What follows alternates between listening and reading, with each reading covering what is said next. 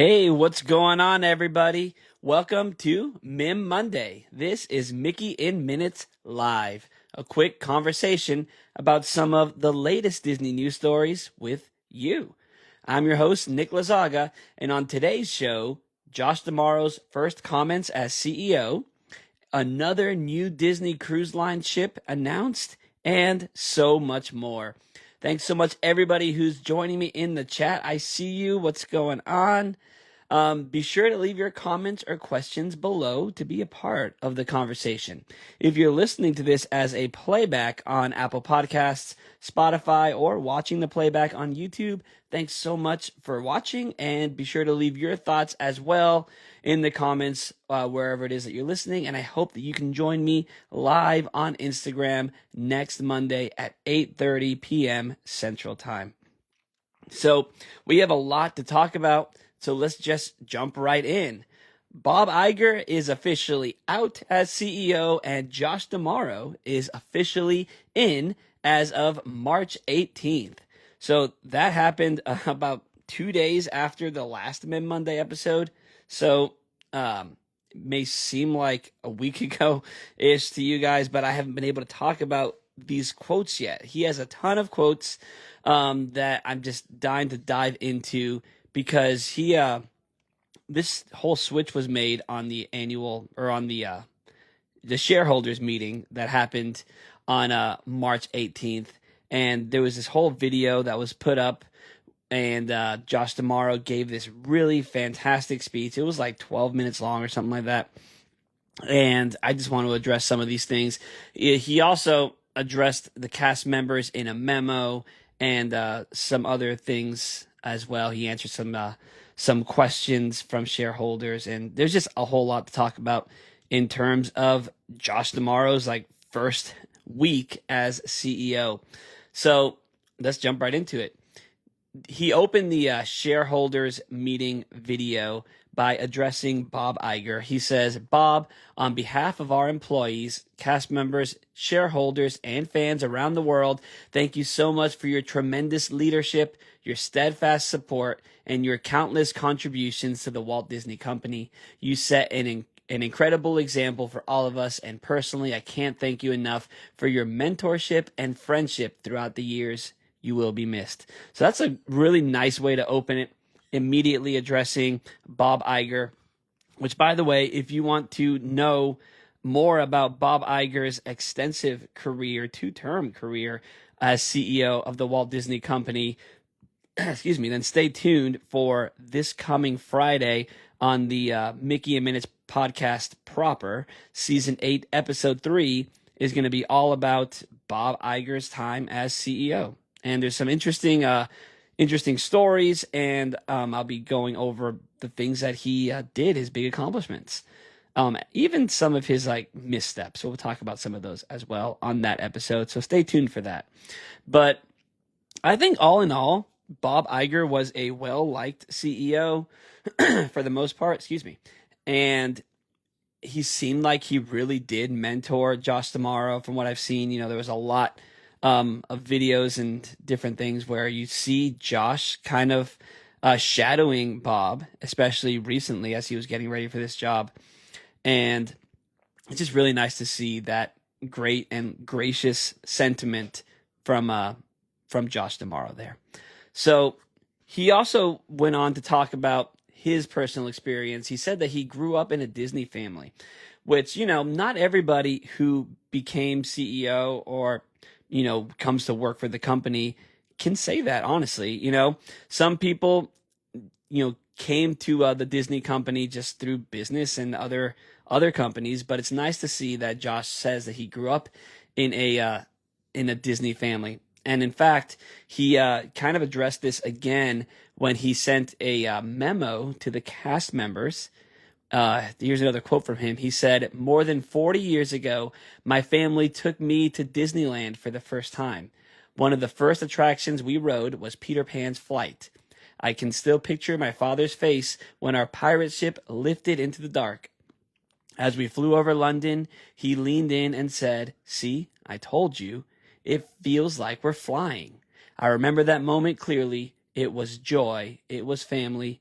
it was Disney. Guys, I just got goosebumps reading that quote from Josh D'Amaro for a couple reasons. That's how all of us feel when we ride a Disney attraction for the first time or for the millionth time. And it struck a chord with me specifically because Peter Pan is my favorite Disney animated feature, and that's my favorite dark ride, one of my favorite attractions of all time. So it's so nice to see that, in that memo and addressing his love for the company. So again, right off the bat, he's hitting all the right notes. He's talking about the parks. He's a parks guy, right? We talked about that many times.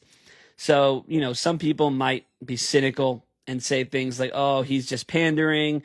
He's just saying what people want him to say. He's talking to the cast members. Of course, he's going to talk about the parks, blah, blah, blah. But I believe it. I really do believe it. In the video, the shareholder meeting presentation video, he went on to say that he's deeply honored and profoundly grateful for the opportunity to lead this remarkable company, which, that sounds like your typical throwaway line, but, he seems so genuine. I think it's one of the things about Josh D'Amaro that you look at him, you look at his face, you watch his presentations on video, and he seems so genuine. And I don't think you can fake that for that long, He also said, simply put, while others in our industry are struggling to be relevant in a fragmented and disrupted world, Disney's in a category of one, poised to accelerate into our next era of innovation and growth. That's awesome. I like that he, kind of addressed the other, the competition, the Universal Studios. And I like that he said struggling to be relevant. I thought that was kind of a hilarious quote for the CEO of Disney to say in his first ever public speech. So that made me laugh. He went on to say, this next chapter will be driven by staying focused on world-class creativity. Yes, that is Disney. Enhanced by technology. Yep. Bringing unforgettable stories to audiences wherever they are. I think that describes Disney perfectly. Creativity, enhanced by technology, and unforgettable stories, right? Those seem to be the three big pillars of, the Disney parks, for instance, where that is immersive storytelling, and more so as we go into the future of what parks have to offer. Things like Galaxy's Edge, where you're completely immersed in your own Star Wars story, and then upcoming things like Villain's Land and whatnot. So I really, really liked that quote. Let me know in the comments, what do you think of these quotes? Do you think Josh D'Amaro sounds, like he's really genuine and excited about this position? Or, do you think it just sounds like, CEO trying to pander to the right audience? Because if that's what he's doing, it's working, right? So some other quotes that he said, just to kind of paraphrase a couple other quotes from a couple other things in his first week. He said that there are three things to keep in mind for Disney. First is great storytelling and creative excellence. Second, embracing technology to unlock new possibilities. And third is to operate as one Disney. And I want to talk about this one Disney thing for a second, because I thought this was interesting. Now, I don't work for the company. I've never worked for the company in any capacity, so I don't know if this is a new thing for the company or if this is something that they've seen before. But he in his video, he showed a logo, and it had the Mickey Mouse, the three-circle Mickey, and around it were a bunch of circles representing streaming and movies and sports for ESPN and parks and all that kind of stuff. And then the three main circles, the two ears of the Mickey, one of them said IP, the other one said fans, and then the big circle said one Disney. And so it seems like he's really pushing synergy, which every time I hear the word synergy in terms of Disney, I immediately think of Michael Eisner, right? He was always kind of known as the synergy guy. He was the guy on TV, playing a part like Uncle Walt, as people would say, and his whole "I'm Michael Eisner," that whole thing, and he was always trying to bring all these things together, the IP and the parks and whatnot. So that's why I say I don't know if this logo has been around for a while, but I liked it. This is my first time seeing it. So IP on one side, fans on the other side, and we think of IP, and a lot of us Disney Parks fans were like, ugh, IP, right? We think, oh, that means Frozen taking over Maelstrom, right? Or that means Mickey and Minnie's Runaway Railway taking over a great movie, right? But, that's not the only thing that Disney IP entails, right? It's not only the films. Disney IP also includes their original park IPs. So Pirates of the Caribbean, yes, that became a movie franchise, but it was a ride first. Haunted Mansion, Jungle Cruise, all these, things that started off as original IP in the park. Country Bear Jamboree, Enchanted Tiki Room. So I see that, and I don't immediately think of the films, which, is probably more so what he meant. But since he's a parks guy, I think of these original IP from the parks as well, which is obviously all encompassed in that IP ear, if you will, of that logo. Also, Josh D'Amaro in the past, back when he was the head of parks, he's expressed interest in Figment, which, I'm a humongous Figment fan, and I'm sure you are too. And so with, a couple MiM Mondays ago, I talked about the Figment how not to draw episode on Disney Plus and YouTube. And there's been a ton of Figment merch, which I'm going to talk a little bit about later. But it's exciting me to think that maybe some of the IP that he's thinking of could be Figment, right? Maybe I'm out on a limb here, but that sounds exciting to me. Hey, what's going on? Thanks so much for joining. So in the chat, Meg says, I'm excited for his leadership. Yeah, me too, right? He seems like, again, he's hitting all the right notes with me. So I also like how in this logo, one ear was IP and the other ear was fans. Like fans has a whole ear, right? We are important to him. And I want to think that he has a different perspective than Bob Chapek had, right? I know that, he's a CEO of a company, a big major company. So obviously, he looks at us and he obviously sees dollar signs. But I like to think the fact that he put fans on there means that we're more than just dollar signs, right? That our thoughts and feelings matter. And that kind of goes back to what I talked about a couple weeks ago in terms of Villains Land and what he said about Galaxy's Edge, where he said he wants the fans to love the attractions, not like them. Like is too low for him. He wants us to love the attractions. He said something like that in terms of the Millennium Falcon and how fans didn't really care for it, and so he's plussing it. So that's what I think of when I see fans in that other ear, is that he's listening to us, right? And he's not always listening to us. I mean, we did just lose Rivers of America and Muppet Vision 3D and Rock and Roller Coaster, and I can go on and on and on, right? But when it comes down to it, he was head of parks, but he wasn't CEO at that time, right? Bob Iger was. So it's hard to know what to, who to point the finger at for those kind of things. But fans, he values us. That's what I get from that we're valued by Josh D'Amaro. So he addressed the Disney prices, which is, of course, a touchy subject for all of us, everybody who goes to Disney parks, right?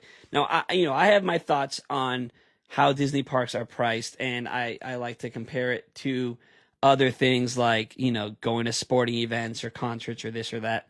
I'm thinking about doing an episode talking about that topic of, are the parks fairly priced or not? But even with that, it's very safe to say that they're expensive. They're obviously very expensive, right? So here's some quotes that Josh D'Amaro said this last week about Disney prices. He said, "This is an important question. I guess I'd start with the fact that I know that a Disney park visit, it's a meaningful investment for families that visit. Our goal is for every single guest to feel that their experience is worth it. Basically, we want this experience to be the best day of our guests' lives." and we're always measuring our success here.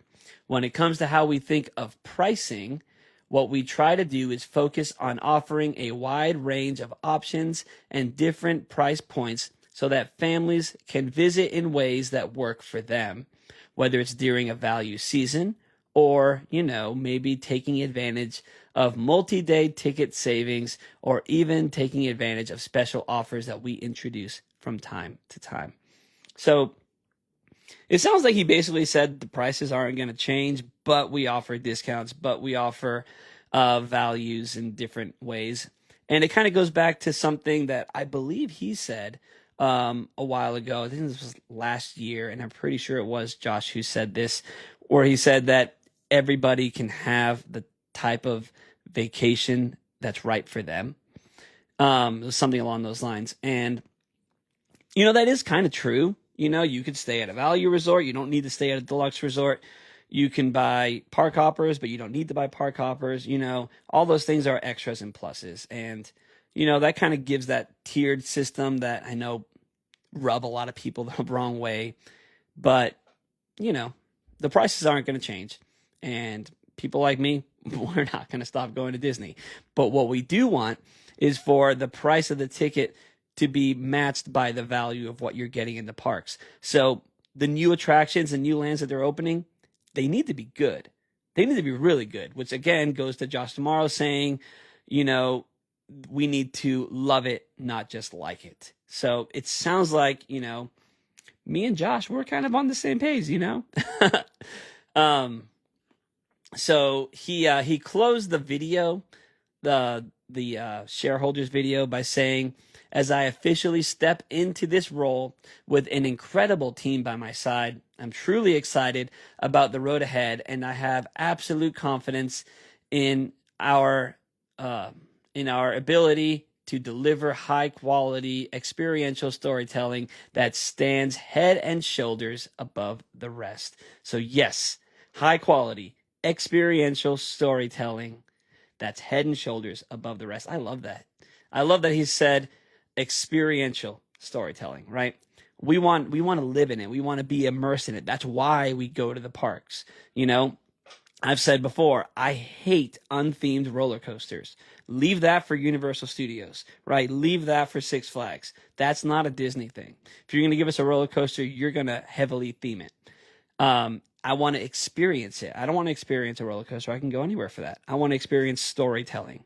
And so he said experiential storytelling, head and shoulders above the rest. It sounds like he is setting the bar extremely high for himself. And he does have an incredible team, excuse me, at his side. Go back and listen to the last MiM Monday episode. I talked about all the other people who have adopted different roles underneath Josh Tomorrow. And it's pretty interesting. So go ahead and listen to that episode if you want to hear who that incredible team is. But yeah, so with all that said, it's only really been less than a week since Josh Tomorrow took over. What do you guys think? I know one of you in the chat said you're excited. Anybody else in the chat, let me know. Are you excited for Josh Tomorrow? What do you think of these quotes? And have you seen that shareholder video? You can go on YouTube and you can watch it. It's the full shareholder meeting presentation from March 18th, 2026. And it's good. He talks about a lot of other things. He talks about some upcoming movies and stuff that I'm going to talk about here in just a few minutes. But yeah, that's it. So Josh is in, Bob is out, and I'm very, very excited and very hopeful for what the future has in store for us for the Disney company. So let's move on. Speaking of new things for the Disney company, if you like cruise ships, I know I do. The Disney Adventure was just launched. It went on its maiden voyage just recently. But beyond that, we got more ships coming, and they actually announced the name and some of the theming for the next Disney Cruise Line ship. So, as you may know, there are different classes of Disney Cruise Line ships. The original two ships, including the Magic, right? Those are the smaller ships. Then we had like the Dream and the Fantasy, and those were slightly bigger. And then now we have, besides the New Adventure, because that was something completely different, that was the Global Dream, which Disney bought and, changed, and it's a whole ship unto itself. But besides that, we have the Wish class ships. Those are the bigger ships, the bigger ships before the Adventure. They announced the fourth of those ships, and it's actually the ninth in the Disney Cruise Line fleet, and it's planned to set sail in 2027, and it will be called the Disney Believe. The Disney Believe. I think that's a great name. I know there's some controversy about the name because of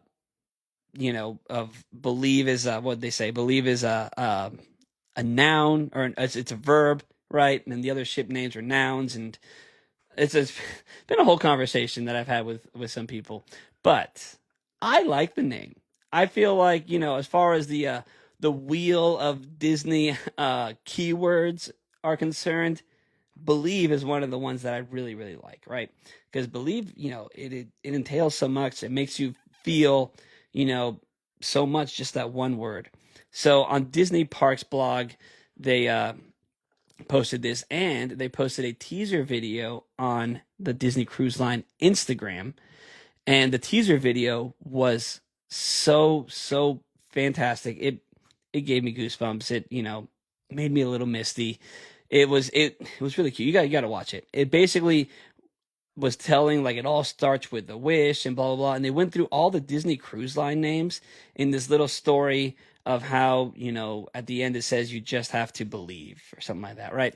And it's showing like all these different Disney movie clips, and then it reveals the logo. I can't describe it. Just go watch it. It was fantastic. So on the caption of that video, they said that this ship is inspired by promise, possibility, and what lies beyond the horizon. That's good. That's a good little quote there.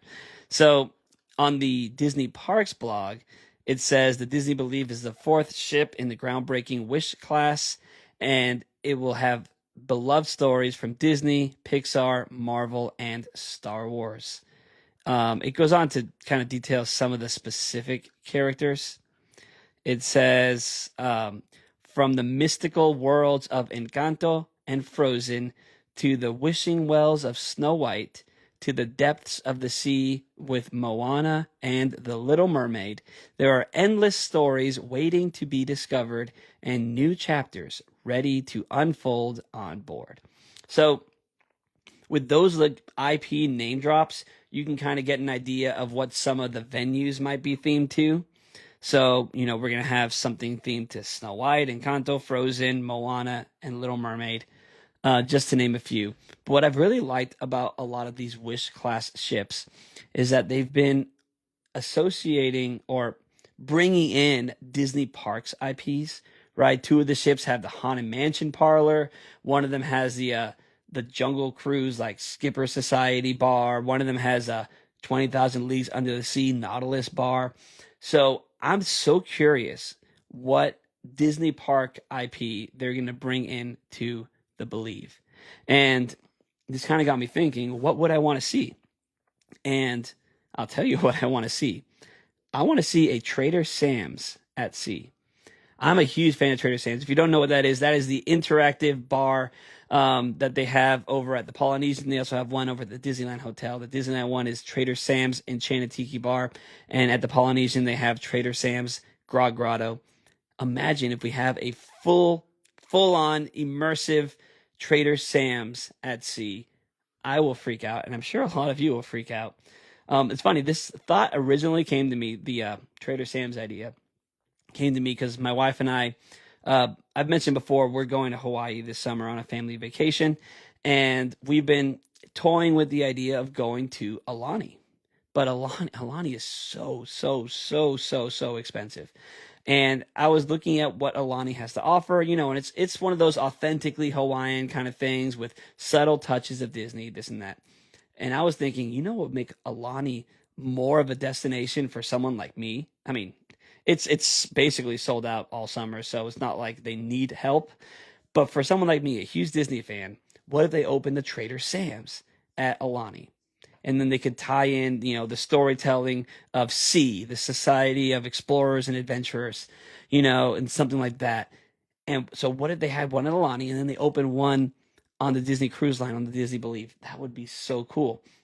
And then we can start having some threads that tie together the different Trader Sam's and the Society of Explorers and Adventurers and all this bunch of stuff. So, I don't know. I'm just spitballing here. Someone give me the number for Disney Imagineering. Maybe I can call them. Maybe it's not too late for them to throw a Trader Sam's on this ship. But wouldn't that be cool? A Trader Sam's at sea. Let me know in the comments down below, what is some Disney Parks original IP that you hope to see on the Disney Believe, the newest cruise ship? Do you want another Haunted Mansion parlor, or is that played out? Do you want another Pirates bar? We have a Cask and Cannon on one of the other Wish class ships, which is a lesser version of Beacon Barrel. So I don't know. My vote. Give us Trader Sam's. Give us a Trader Sam's. Anyways, I cannot wait to see what they start announcing. I'm sure at D23, I'm sure at D23 this summer, we're going to see some more information about what's going to be on this ship. So let me know wherever you're listening what you want to see on the Disney Believe. And on to the next story here. More Disney Park stuff. There were some previews, some ride previews for Buzz Lightyear Space Ranger Spin over at the Magic Kingdom. This ride will officially open on April 8th. But there's already some POV videos you can watch on YouTube from several different YouTube channels and content creators, and it looks really, really cool. But one thing that I think a lot of people are going to be talking about is the new ranking system for Buzz Lightyear. Now, I was never any good at Buzz Lightyear. I'm terrible at Buzz Lightyear. So I've never gotten Galactic Hero or anything like that before. Let me know. Have you gotten the highest score? The was it 999,999 or whatever it was before? If you have, you're gonna need to try again, because they have a whole new ranking system, and now you could score upwards of 1 million points. And if you score 1 million points or higher, then you are a Galactic Hero. And there's new targets and all this stuff. So you're gonna have to learn it again, guys. I'm sorry. You are no longer Galactic Heroes. You have been demoted. But they have some new names here. So I'm sure some of them stuck around, but I don't really remember. So let me tell you. They have Starflyer is the lowest. Then you have the Solar Navigator above that. Then Astro Aviator above that. Planetary Pilot. Then Space Ace. Then Cosmic Commando. And then finally Galactic Hero. Let's see in the chat. Planetary Pilot, I think, is my highest level. That's pretty low, right? I don't know. I don't remember what they used to be. I'm just looking at the new order right here. Mine was like whatever the lowest one was, pretty much, unless we got stopped somewhere, and then I would just kind of fire at the same target. But the new game is gonna have where you could actually see your laser. Your laser color will be on the whole time. You'll be able to see your dot or whatever the entire time, not just when you're firing. And then you and your neighbor the person next to you in the vehicle will have a different color, and it should be easier. You could also remove the guns now, or the blasters now, which is pretty cool. So, April 8th, I guess we'll see how we all fare on the new Buzz Lightyear Space Ranger spins. Now, sticking with parks, this next story you may not care about, but I am extremely, extremely stoked on it.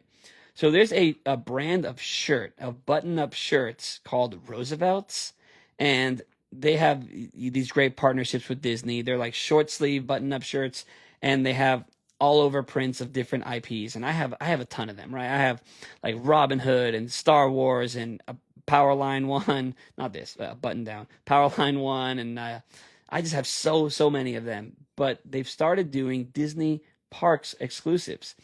Last summer when I was in Disneyland, I got a Disney Parks exclusive of Mickey Mouse in different costumes themed to the different lands around Disneyland. And that was great. But guys, they've stepped up their game now. So if you or someone you know likes buttoned up, collared shirts, check this out.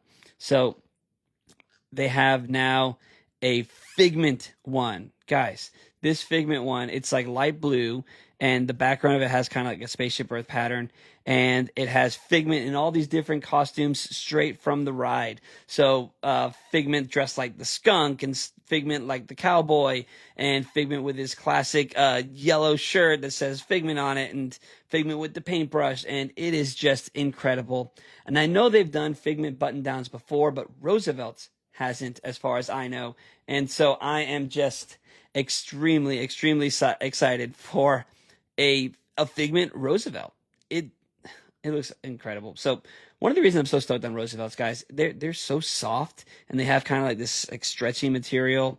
I love it. I am not sponsored by Roosevelt, but I would love to be, because they are my favorite shirts. I almost wore one today for this. I should have worn it. But there's more. That's not it. There's more. They have another one that has a print with the dog with the keys from Pirates of the Caribbean. It has the orange bird. It has Jose from Tiki Room. It has an elephant from the elephant bathing pool in the Jungle Cruise. It has Madame Leota. It has the hippo from It's a Small World. Just so many Disney Parks characters all over print. It looks incredible. I need to buy all of these. They have a Toy Story Mania one with like some of the Targets and the Toy Story characters. And there's another one that I was just really stoked on. I got to scroll down. I'm looking at this article here. The Star Tours one. There it is. So the Star Tours one looks amazing. So it's in like this cartoony style, which is kind of like an old school like 70s cartoon style. But it has like Rex. He used to be the pilot before he was the DJ in Oga's. Has Rex on there. It has the Star Speeder 3000 on there. And it says Star Tours. It's an all over print. Oh my goodness, guys. I'm just gushing over these Roosevelts. So, they're a little pricey. They're about $80 a shirt, but they are amazing. They are absolutely amazing. So more of these, please, Disney. Let me know in the comments down below if you like Roosevelts, or if you know somebody who wears Roosevelts, because I do, and I might be spending a whole lot of money getting a couple of these Roosevelts very, very soon. Well, as soon as I can get to the parks anyway. So please don't sell out, Disney. Just hold on to them, or put them on Shop Disney. Please put them on Shop Disney. I would really like that. So a couple more things. Bluey at Disneyland finally debuted, guys. There it is. The Bluey Disneyland Synergy. It's here. It's called Bluey's Best Day Ever. That is now in the Fantasyland Theater in Disneyland. And there's actually two versions of the show here. I know nothing about Bluey, so maybe you can help me out here. It says that show 1 features the Grannies and Unicorse. I don't know what that is. And then show 2 features Chattermax and Unicorse. Again, I have no idea, but people are stoked on it. There's like Bluey food and Bluey popcorn buckets and just all this Bluey stuff, Bluey water bottles, and it's interesting seeing Bluey stuff and then having Disney Parks logo right next to it. I don't know. But speaking of Bluey, they also posted this short on YouTube, which is Mickey Mouse Clubhouse and Bluey crossover, like Avengers style crossover. It's wacky, guys. So it's like the song, the da da da da da da da da, and they say the name Bluey, but they're going through the names, and then like Mickey comes in, and they're like Mickey, and then all the Sensational Six, so Goofy and Donald and Daisy and Pluto, and they all do their little dance, and it looks like the Mickey characters are doing their Mickey Mouse Clubhouse dances, like the Goofy dance, and it's very cute. So it makes me wonder, is there going to be a crossover episode, or was this just a promo promoting both shows on Disney Junior? But if you're interested, go look at the Disney Junior YouTube page and you could see the Mickey Mouse characters dancing with the Bluey characters, and I'm sure that little kids everywhere freaked out the same way that all of us nerds freaked out when Andrew Garfield and Tobey Maguire showed up in Spider-Man in the last Spider-Man movie. So, spoiler alert if you haven't seen that movie. But let's talk more about Spider-Man. See that transition I just did there? Spider-Man. The Spider-Man Brand New Day trailer debuted, and it was everything, guys. It was so good. It's not going to be as good as the last Spider-Man movie because you can't beat having Tobey Maguire and Andrew Garfield team up, in that Spider-Man context. You can't beat it. But this movie looks absolutely incredible. You got the Punisher. We're pretty sure we're gonna have Daredevil in it, and MJ and Ned have no idea who Peter Parker is, and it's just a whole thing. It looks so sad, but his suit, guys, his Spider-Man suit. I know if my sister is still in the chat there, chime in because I know you're a big Spider-Man fan. His suit looks so like authentic, and the thing about this is that he's not associated with the Avengers anymore, so he doesn't have the high-tech Stark suits anymore. He just has his normal, cloth suit, and there's even a scene in the trailer where he's washing his suit in a laundromat. It just looks good. It looks like, your friendly neighborhood Spider-Man movie, but I'm sure there's going to be crossover stuff, mutant saga maybe. I don't know, but I freaked out and it's amazing because Spider-Man is I was about to say Spider-Man's my favorite superhero. He kind of is up there with, the OG Captain America, but I think Spider-Man has taken the cake for me. But another movie trailer that just came out like today is the live action Moana trailer. Did I mention Spider-Man comes out July 31st, 2026? So that's coming up. The Moana trailer dropped, and that movie comes out July 10th, 2026. And what can I say about the Moana trailer? I don't think it looks very good. I don't know. It's weird. Like seeing Dwayne Johnson in a wig is strange. I appreciate him playing Maui again. And, he's got the tattoos. Well, some tattoos are animated like in the movie, but I don't know. It works, but I guess, I don't know. It doesn't. This is one of those unnecessary movies. Like, I don't know. They didn't need to do a Moana live action remake, and they especially didn't need to do it so soon after the animated movie and the animated sequel. Like, it just feels like they're drawing from that well too soon. I think, we could have waited a little bit longer, but I don't know. In the chat, Spider-Man is mine. Tobey Maguire version. Okay, yeah. I don't know. I think the newest Spider-Mans are my favorite.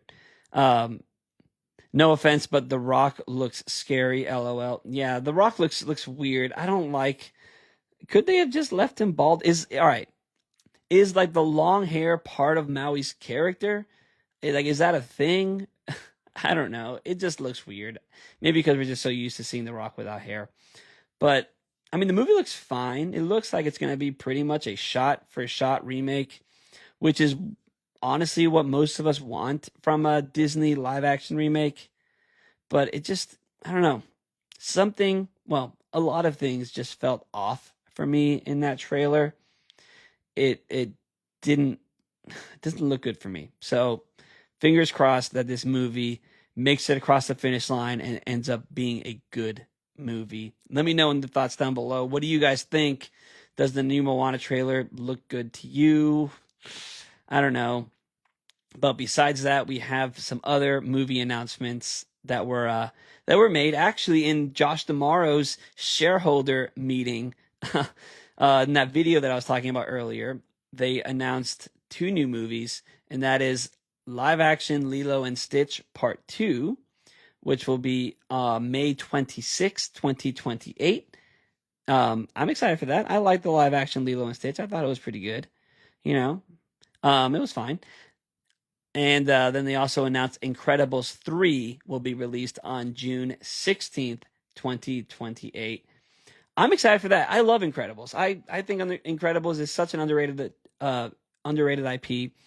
I really liked. I was looking through some photos from some previous Disney trips, and I don't know if you guys remember when they did like the Incredibles Tomorrowland Expo. I think that was around the time that Incredibles 2 came out, and they kind of themed parts of Tomorrowland like a Comic Con, like some sort of fan expo, and they had like photo ops, and it was just super cool. I love Incredibles. It's too bad the only attraction they have is the Incredicoaster.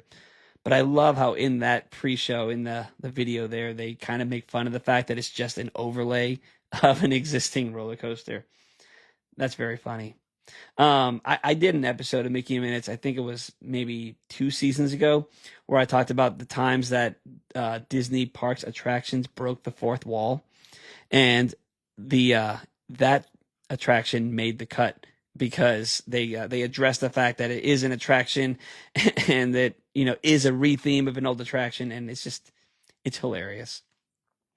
But anyways, guys, so much news, so much we talked about today, from Bob Iger leaving and Josh D'Amaro taking over, to all the wonderful things that Josh said, to the new Disney Believe cruise ship, Buzz Lightyear attraction, Disney Parks Roosevelt's, and so much more. So if you missed any of those news stories from this episode, the playback will be on Reels, about 10 minutes after I sign off here.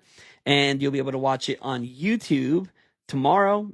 And you'll be able to listen to it on Apple Podcasts and Spotify also tomorrow. So I've had a great time, guys. This has been super fun. Thanks so much to everybody who joined me live, and thank you for listening to the playback wherever you are. Be sure to leave your comments and like and subscribe and all those fun things. And tune in live every Monday at 8:30 p.m. Central Time to be a part of the conversation like these awesome people were today. Let's see. Great show. Thank you. Oh, thank you so much. Appreciate that. This has been super fun. So I'm your host, Nick Lazaga. This is Mickey in Minutes, and I will see you next time. Bye.